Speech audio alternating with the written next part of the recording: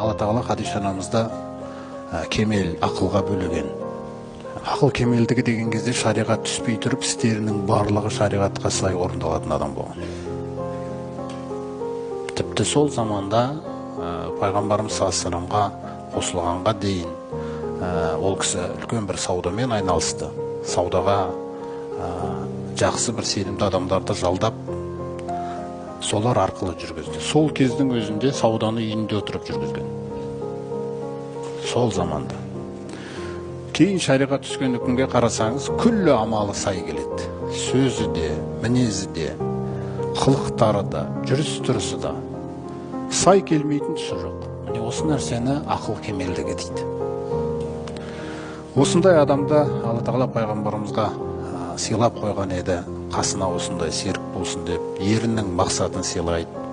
Мысалы, жаңағы жерде біз ақылымыз кішкене, деңгейіміз аздау болса, біз былай деп айтар едік пайғамбарымыз саллаллаху сол Хира үңгіріне бармай-ақ қойғаныңыз дұрыс болатын еді ғой осы.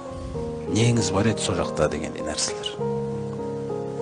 Міне сондықтан ер адамның қасында да осы оқиғада алға сүйрететін әйел заты керек екен. Алға қарай итермелейтін, ешқашан кері кетірмейтін. Міне осы өте маңызды, отбасының алға қарай жылжыған отбасы болу үшін өте маңызды екен.